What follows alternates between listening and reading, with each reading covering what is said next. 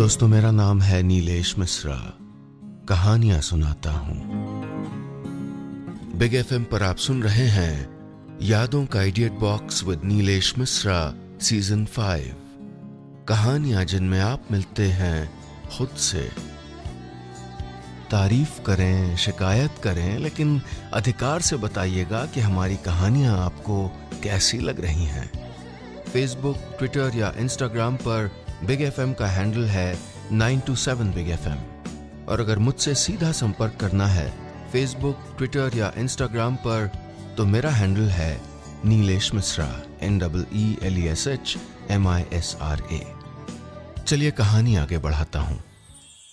दोस्तों, मैं आपको सुना रहा हूं अपनी मंडली की सदस्य छवि निगम की लिखी कहानी रोशनी के जुगनू। इस कहानी में अब तक आपने सुना, स्नेहा समझ चुकी है कि उसकी शादीशुदा जिंदगी में फिर उसकी पुरानी कशिश, उसी स्पार्क की जरूरत है। लेकिन वो विकी को निहार रही है, ये देखकर शायद उसके पति राघव को गलतफहमी हो गई है। स्नेहा कैसे इस गुत्थी को सुलझाएगी और कैसे अपने रिश्ते में वापस गर्माहट लाएगी, सुनते हैं आगे। मेरी धड़कनें तेज होती जा रही थीं। कहीं राघव ये न समझ रहा हो कि मेरी इस खास मुस्कुराहट की वजह विक्की है। मैं मना रही थी कि अगर राघव ने मेरे चेहरे को पढ़ा ही हो तो पूरी तरह पढ़ा हो, अंत तक पढ़ा हो, मेरे प्यार पे उसका भरोसा डिग न गया हो। अगर उसने मेरी उथल पुथल देखी हो तो वो ये भी जान गया होगा कि मेरी तमन्ना विक्की के लिए जरा भी नहीं थी, बल्कि उसके जरिए तो मैं हमारे रिश्तों को सुलझाने जा रही थी। फिर से वो चिंगारी जगाना चाहती थी जो हमारी जिंदगी से गुम हो गई थी। मैंने धीरे से उसके हाथों पर अपना हाथ रख दिया तो उसने चौंक कर अपना हाथ हटा लिया। मेरा चेहरा बुझ गया। तभी उसकी हथेली मुझे अपने माथे पर महसूस हुई। अब चौंकने की बारी मेरी थी। उसकी आवाज में मेरे लिए चिंता थी और प्यार भी था। मुझे लग ही रहा था तुम्हारी तबीयत ठीक नहीं है स्नेहा। देखो, माथा भी थोड़ा गर्म है। चलो फटाफट डॉक्टर को दिखाने चलते हैं, फिर आराम करो, बस मैं छुट्टी ले रहा हूं। वो कहता जा रहा था और मैं बस मुस्कुरा रही थी। मेरा बुद्धू पति वाकई कुछ नहीं समझ पाया था, इसीलिए खुशियों की पहल का दारोमदार मुझ पर होगा ये मैं अच्छे से जान गई थी। बहुत हल्कापन महसूस हो रहा था मुझे। यही तो थी मेरी मनचाही जिंदगी, मेरा घर, मेरे बच्चे और मेरा राघव। बस मुझे ये याद रखना था कि इसमें एक और चीज जरूरी थी, मैं खुद, यानी ओरिजिनल स्नेहा। अब मैं राघव को एकटक निहारते हुए लतिका को भी देख पा रही थी।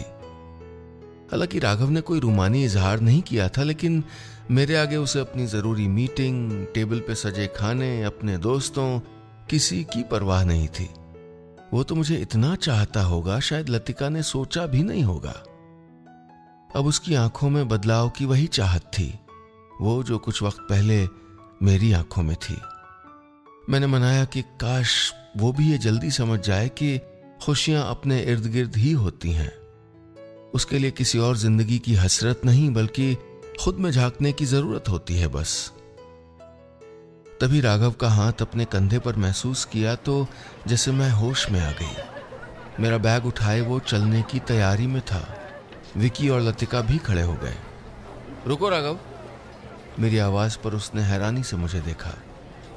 मैंने बालों से क्लचर निकालकर उन्हें कमर तक झूलने को छोड़ दिया और राघव की आंखों में आंखें डालकर सालों बाद अपनी उसी पुरानी टोन में पूछा, देखो सच्ची बताना, मेरे साथ 7 साल बिता चुकने के बाद अब क्या इरादा है भाई तुम्हारा?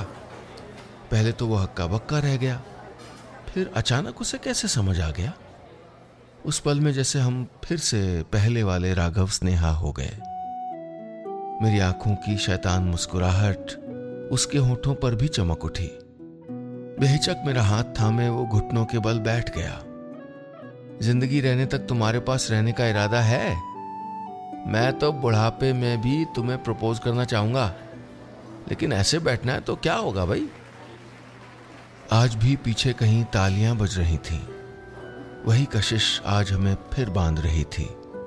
मैं मुस्कुराना चाहती थी लेकिन रोना आ रहा था। और हमारी जुड़ी हुई हथेलियों पर रोशनी के जुगनू चमक रहे थे।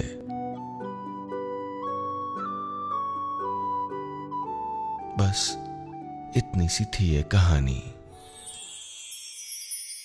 तारीफ करें, शिकायत करें, लेकिन अधिकार से बताइएगा कि हमारी कहानियां आपको कैसी लग रही हैं।